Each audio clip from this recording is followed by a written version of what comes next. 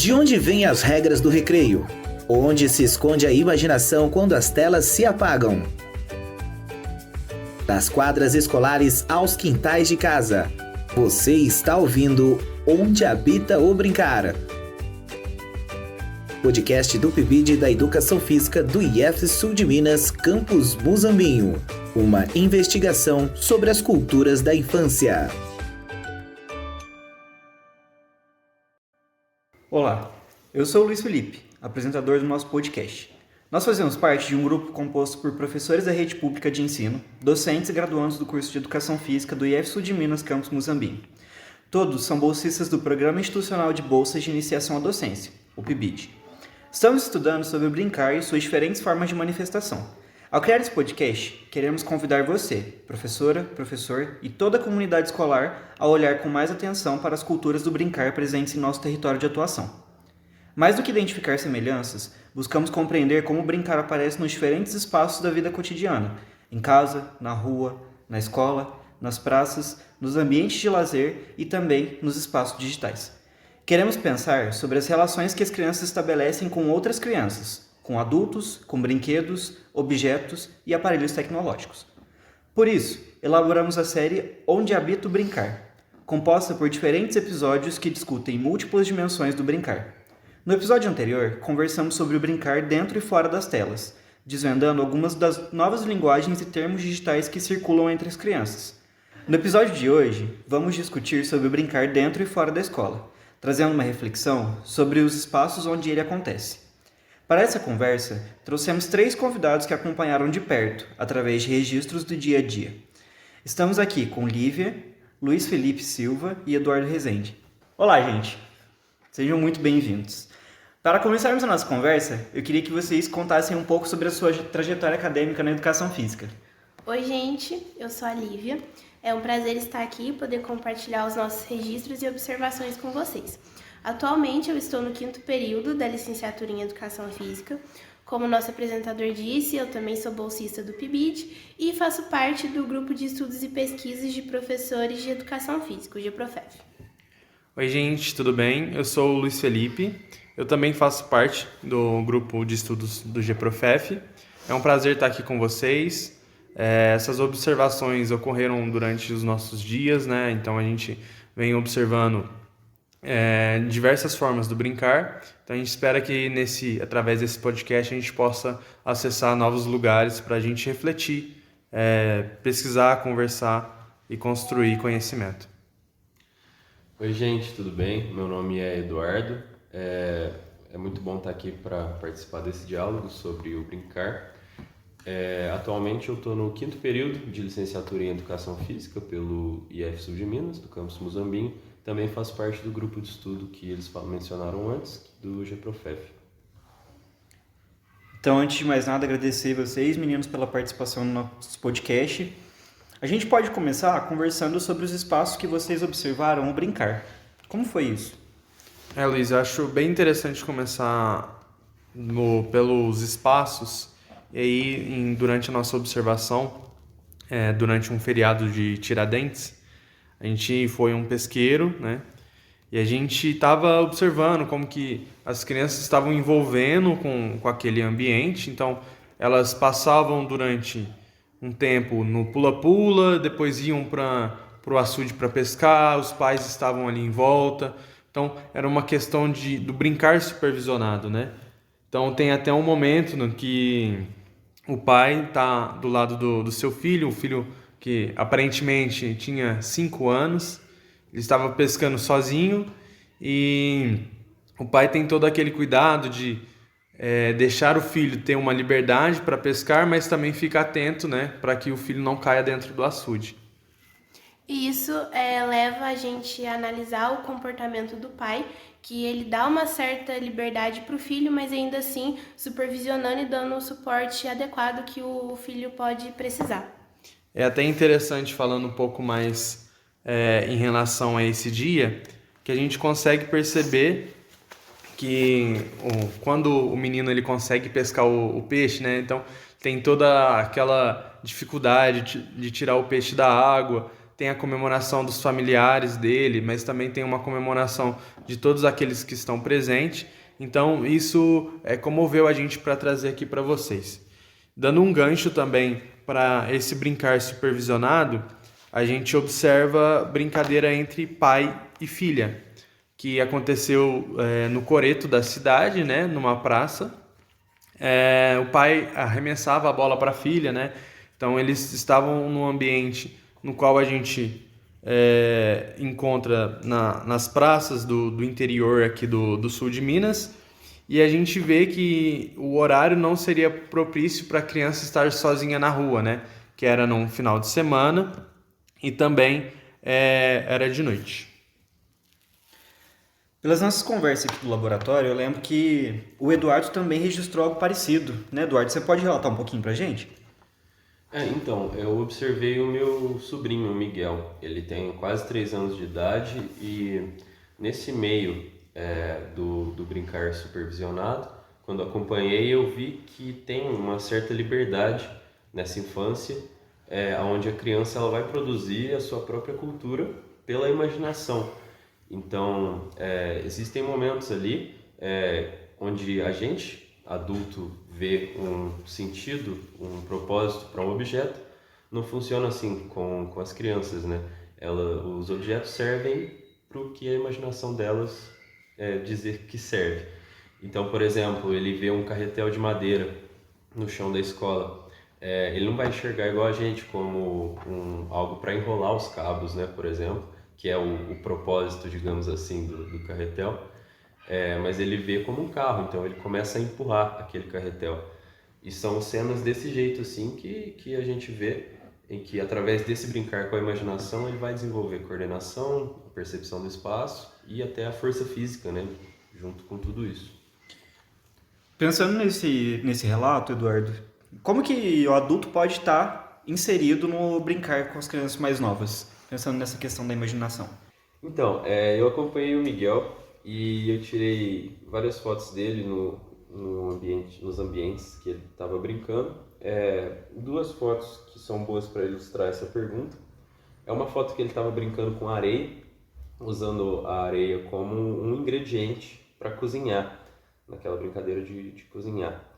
E a outra foto ele estava falando num telefone antigo, que não tinha nem fio, nem nada, não estava ligado. Era só como se fosse uma exposição e ele fingindo que estava falando no telefone. Então a gente vê isso como ele coordenando o que ele vê no mundo adulto, né? Então ele vai dar um novo propósito a isso no faz de conta dele. E isso é um passo essencial para a alfabetização, por exemplo, porque antes dele entender que letras e números são sons e quantidades, ele precisa descobrir brincando que um objeto pode representar uma ideia ou uma conversa inteira, por exemplo, num telefone que nem funciona. Entendi. E o que devemos proporcionar para o brincar supervisionado da criança? Então, é interessante ver o brincar como um direito fundamental para a criança construir a identidade e a autonomia dela. Então, a gente não vai comandar ações para a criança, a gente prepara o ambiente para ela. Então a gente organiza espaços acolhedores, a gente oferece materiais certos nos momentos que a gente consegue enxergar que a brincadeira pode evoluir em prol do desenvolvimento da criança. Então, quando eu observo o Miguel, eu vejo que o brincar ele não é esse passatempo, que é também, né, mas é a linguagem pela qual ele interpreta o mundo e ele pode desenvolver o ser. E a gente também pode perceber isso, né, observar isso através de uma entrevista que a gente conseguiu fazer com a Débora. Ela é mãe do João Miguel, que é uma criança que tem 8 anos de idade, e a gente conseguiu aprofundar mais nessa questão de receios do brincar sozinho.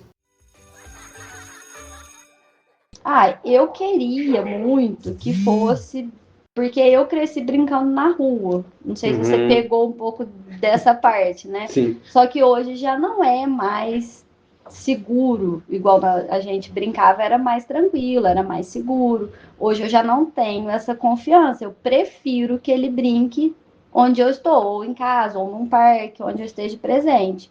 Deixo ele brincar na rua, sim, porque eu acho que faz parte, né, da infância, mas Eu acho que o ideal seria que as crianças brincassem na rua, saíssem um pouco das redes, de celular, essas coisas. Mas hoje em dia está bem complicado, né? É muito trânsito, perigo, não é tranquilo, né? Então, o ideal seria que as crianças ainda pudessem brincar na rua, igual antes, que tinha muito mais brincadeira na rua, e hoje já não é possível mais, né? Então, nessa entrevista, a gente também conseguiu, pegando um gancho daquilo que o Eduardo e a Lívia estavam falando, sobre o brincar supervisionado e o brincar livre, né? Qual que são as preocupações, como que a mãe consegue lidar com essa situação, pensando muito nas preocupações que podem estar interferindo a mãe a deixar o seu filho a brincar, quem que são as crianças que estão envolvidas nessa brincadeira, quais são os locais. Então, acho que através dessa entrevista a gente consegue respondendo algumas perguntas. O João Miguel, até pouco tempo, ele brincava só em casa, era ou dentro de casa ou no quintal de casa só. Agora já tem uns 2 meses que ele já começou a brincar na rua com as outras crianças. Aí é isso, hoje ele brinca em casa, brinca na rua, às vezes em parque que eu levo, e é isso. E em algum momento você está nessa brincadeira, observando, ou de outra forma, participando, que você, além do parque, assim, você acaba observando ele, como que funciona a sua dinâmica, assim, de você presente na brincadeira dele? Na verdade, eu participo muito das brincadeiras dele. Tipo, tudo que ele vai brincar, eu sempre faço parte. Dificilmente eu não tô junto. Agora que ele brinca na rua eu não tô junto, ele vai só com os amigos dele. Mas assim, em casa eu brinco muito com ele, em parque eu brinco com ele. A gente faz muita brincadeira junto, nós dois. Eu sou bem presente nas brincadeiras dele. E aí, em relação a essas brincadeiras, o que você observa? Que objeto que ele usa? Brinquedo, bola? O que você observa que ele utiliza para brincar? O que o João Miguel mais gosta de brincar, o João Miguel gosta muito de peças de montar. São brincadeiras mais tranquilas, quebra-cabeça, pintura, massinha. O João Miguel gosta muito de fazer maquete. São as coisas que ele mais brinca, que ele mais gosta, são essas. Na rua já muda, né? Que ele brinca de correr, pega-pega, pique-esconde, mas assim, em casa, quando vem os amigos pra cá, geralmente é isso. A gente também conseguiu uma entrevista com o João Miguel, que é o filho da Débora, e ele vai relatar as suas experiências do brincar que vai de encontro com a necessidade da criança, né? Então, ele relata no áudio que ele tem essa preferência de brincar na rua. E aí, seguindo um pouco sobre o brincar livre, a gente traz mais um incremento, né, para essa proposta, que seria o tempo, né? Então, durante as nossas observações, vindo aqui para a faculdade, né, para o Secais, aqui em Muzambinho, a gente vai perceber uma criança brincando de arremessar uma pinha, né, fazendo um movimento de arremesso. E aí ela faz uma pergunta para a mãe, né, se ela poderia acertar o passarinho, né, que estava ali ao lado. E a gente não sabe muito bem ao certo como que essa brincadeira terminou, né? A gente parou ali do lado para observar, mas a criança deixou de brincar, parou naquele momento e se juntou à mãe porque estava dando o horário dela ir para a escola. Então ali seria um ponto para que ela possa pegar o transporte, né? Que ali no caso seria o ônibus, e vai levar a gente a refletir que a criança também ela não tem um local certo, um tempo certo para brincar, né? Então ela vai construindo essa brincadeira ao longo do seu dia. E a gente percebe através da entrevista que a gente fez essa preferência do João Miguel de não brincar supervisionado, né? Ele relata que ele quer uma liberdade. A sua mãe estava falando também que vocês brincam em lugares diferentes, tanto na rua quanto dentro de casa, no parque. Qual que você gosta mais? Do brincar livre, né, sem a supervisão da mãe, então, no caso, na rua, Prefere brincar em casa, trazer os amigos aqui, com uma pessoa por perto? Qual que você prefere? E por quê? Qual que é aquilo que você gosta mais? Por que você gosta do brincar na rua? Vocês ficam mais à vontade? O que é? Vocês se sentem mais livres, sem ter ninguém observando? É isso? E aí, em relação a essa liberdade, ele também cita, né, que essa escolha, durante a entrevista, a mãe também está perto, né, para nossa conversa acontecer. Ele relata que ele gosta muito de brincar de esconde-esconde, só que ele não tem essa oportunidade tanto quanto ele queria. Ele relata uma falta de oportunidade por muitas vezes não ser chamado para brincar na rua, e muitas vezes os jogos online que ele joga no celular são uma oportunidade para ele brincar e se descobrir, e nisso vai virar o novo brincar das crianças, né? Qual que você prefere mais? O Minecraft ou o esconde-esconde? Eu acho que esconde-esconde. Esconde-esconde? Eu acho que o Minecraft. Não sei. Eu vejo mais jogando Minecraft do que brincando. Então você também gosta mais do esconde-esconde do que o Minecraft? Tá. E aí você, aqui quando a gente está conversando, você falou que talvez queria brincar mais de esconde-esconde por conta que os meninos não te chamam, né? Isso seria uma coisa que traz você para gostar mais do esconde-esconde. Essa relação com seus amigos. E vocês sempre brincam em 3 pessoas? Normalmente é mais. Mas quantas pessoas, mais ou menos? Enquanto vocês brincam ali na rua? Eu mandei 5 pessoas? Certo. Vocês falaram em alguns momentos sobre o horário. A criança tem um horário certo para brincar? Então, na nossa observação, a gente consegue ver diferentes lugares, né, que elas vão estar brincando. E isso vem também do cumprimento das suas demandas. Então, a gente percebeu que durante a brincadeira das crianças, muitos deles estavam com o uniforme da escola, e isso vinha sendo após a escola, né, a brincadeira deles. E como que eles estavam relacionando ali com os vizinhos, com o ambiente, com o objeto. Então a gente percebeu também uma questão de segurança, pelo menos naquele bairro que a gente havia observado.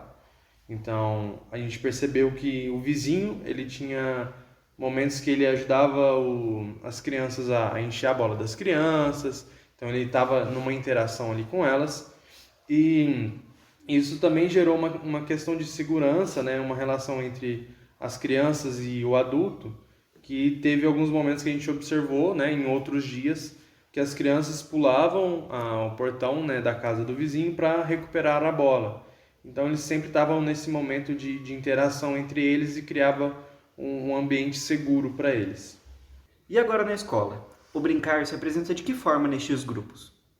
Então, na escola foi totalmente diferente. Durante o nosso estágio, que a gente fez em Juruáia, com os alunos do Fundamental 1, por exemplo, a gente observou que teve um aluno que fabricou o seu próprio celular de papel e ele passava o intervalo inteiro simulando que estava fazendo compras, né? Isso mostra que ele trouxe a linguagem do consumo digital em um objeto que ele mesmo criou. E a gente observou também que ele não falava de jogos necessariamente, ele falava mais de aplicativos mais comuns entre adultos, como o ChatGPT, aquele site de comprar artigos esportivos, era mais voltado a coisas de adulto, não as de criança. E durante as nossas aulas a gente também percebeu, principalmente nesse ano, né, ano de Copa, a gente vai perceber que os alunos estão sempre falando sobre futebol, consumindo objetos, consumindo os álbuns de figurinha. Então, independente do gênero, né? Então eles estão colando figurinhas, trocando figurinhas, brincando do bafo, que eles chamam, né? De bater cartinhas. Então isso vem aparecendo bastante. E aí a gente vai perceber que durante o recreio deles, como que vai ser a interação com a falta de materiais. Então, se eles não têm uma bola oficial, como que eles vão lidar com isso, né? Eles vão construir, eles vão partir para outras brincadeiras? Lembrando que o recreio contém muitas salas, então tem inúmeras crianças brincando ao mesmo tempo. E aí a gente percebeu nessa construção de materiais, então, uma bola feita com fita, papel, e eles jogando durante o recreio deles. Então, uma maneira que eles solucionaram pela falta de materiais, a própria construção deles, para que eles possam ter aqueles 20 minutos, né? O minuto que seja, para que eles possam brincar daquilo que eles gostariam de estar brincando. Muito interessante essa observação do ambiente escolar. Um outro ponto sobre a observação de vocês. O brincar para vocês aparece somente com crianças? Então, a caminho até a faculdade, a gente percebeu um grupo de meninos que andavam em volta aqui pelos arredores da nossa faculdade. Eles estavam de bicicleta e eles aparentavam ser adolescentes mais velhos. É o mesmo grupo que a bolsista Maria Isabel relata no episódio dela. Então, eles estavam andando de bicicleta e um deles também estava com uma bola de basquete. Imagino que eles estavam indo para alguma quadra, algum lugar para poder jogar.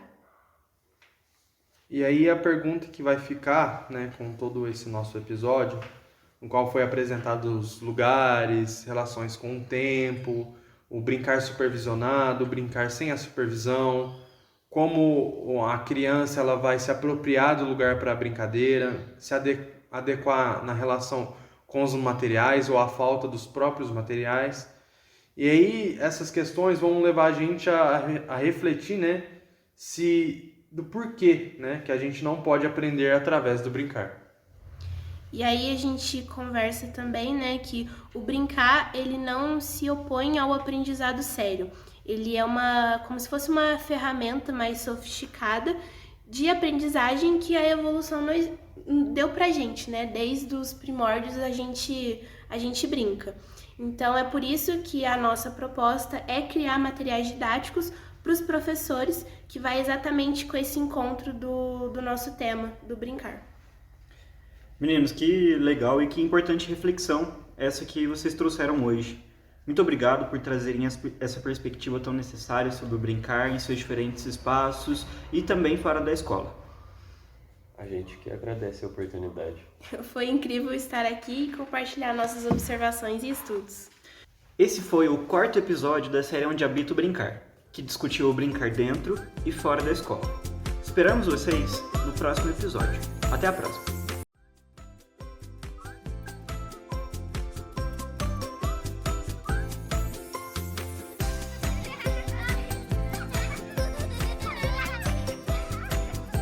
O brincar não parou, ele se transformou. Para conferir as referências e os materiais didáticos desse episódio, acesse a nossa descrição. Onde Habita o Brincar, uma produção do PIBID, do curso de Licenciatura em Educação Física. Coordenação, GProfep, Grupo de Estudos e Pesquisas de Professores e Professoras de Educação Física do IF Sul de Minas, Campus Muzambinho. Muito obrigado por ouvir e até o próximo programa.